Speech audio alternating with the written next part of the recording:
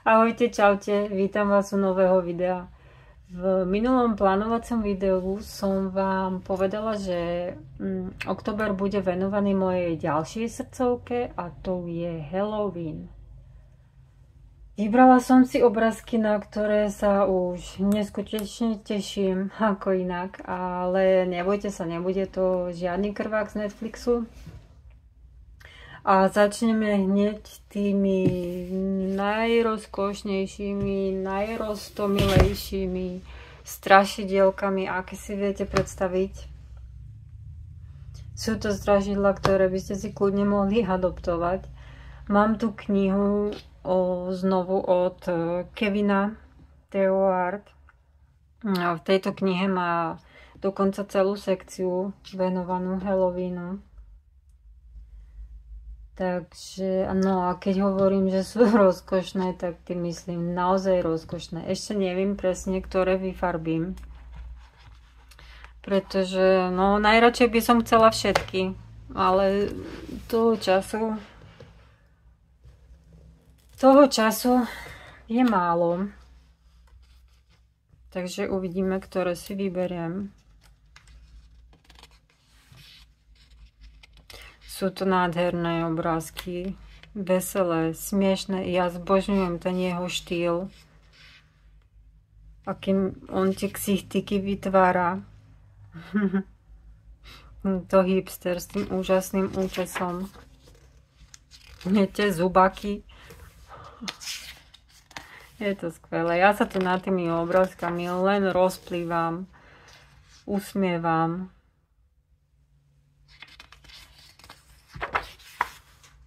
Je to tekvica. No, poviete si, že je obyčajná tekvica a pritom je to spravené úplne inak. Takže to je vlastne zaujímavé a láka vás to vyfarbovať. Je to zajko, nemá chybu. To je topka. Malý Drakula.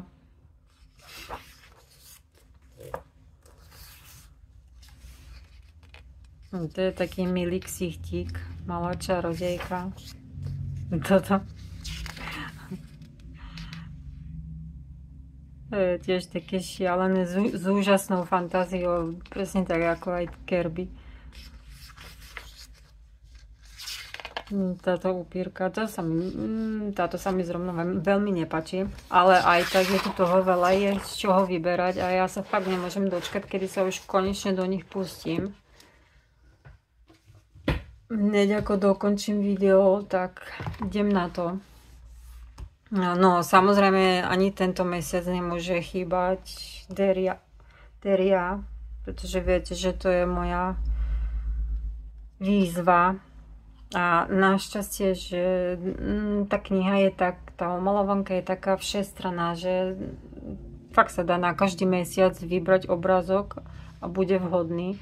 Dokonca na toto obdobie boli 3 kandidáti, ale vybrala som si nakoniec túto elegantnú upírku. Je krásna. Taká realistickejšia. No a to tetovanie na tom krku, to je taká čerešnička na torte. Potom tu mám dve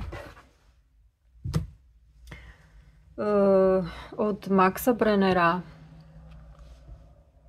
Sú to AI omalovanky, ktoré ja nemusím. Ja mám radšej ručne kreslené od reálnych autorov, samozrejme.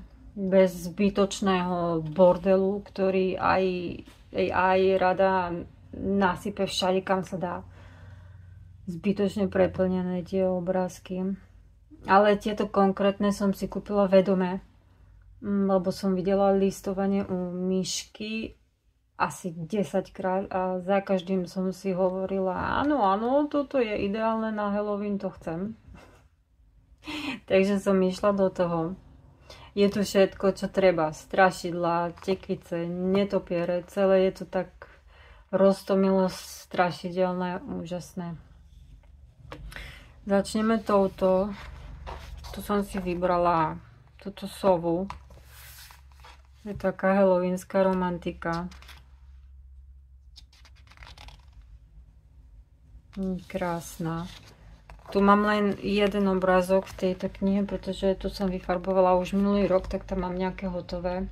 A chcela som sa zamerať hlavne na túto, lebo je tu veľa tých obrázkov. No. Škoda, že ten Halloween je len taký krátky. By som si musela spraviť aj halloweenské Vianoce, aby som to všetko stihla.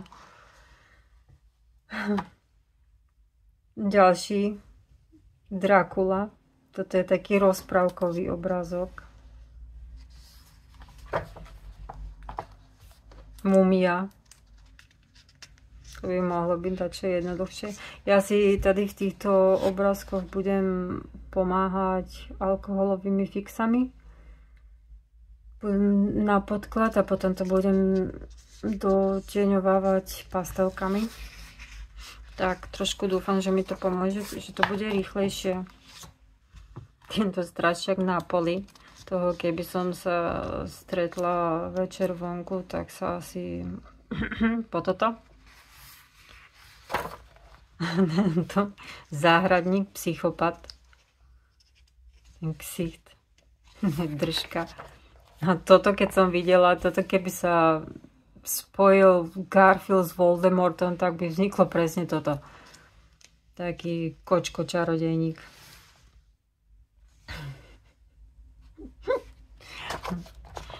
A tento kostlivec, ten vyzerá, že už si užíva dôchodok.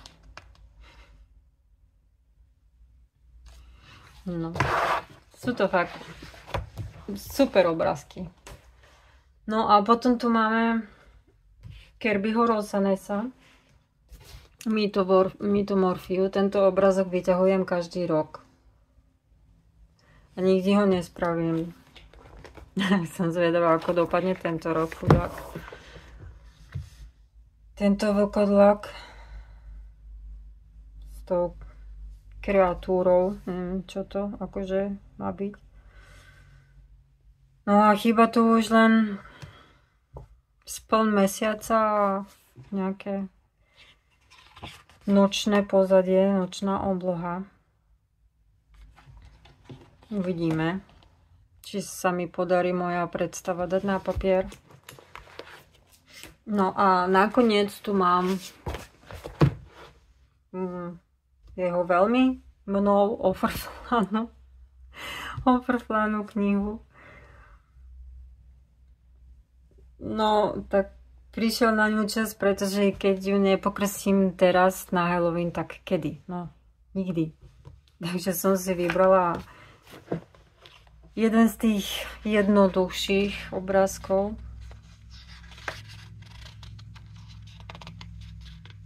Ale musím povedať, že sa na ňo teším. Už mám predstavu, ako ho vyfarbím.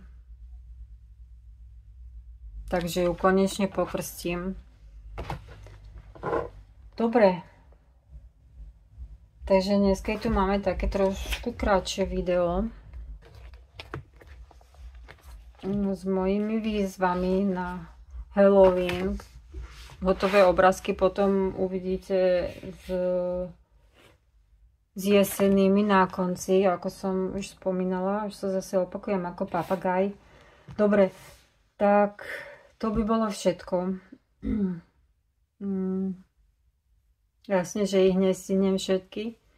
Uvidíme, koľko sa mi podarí. A čo vy?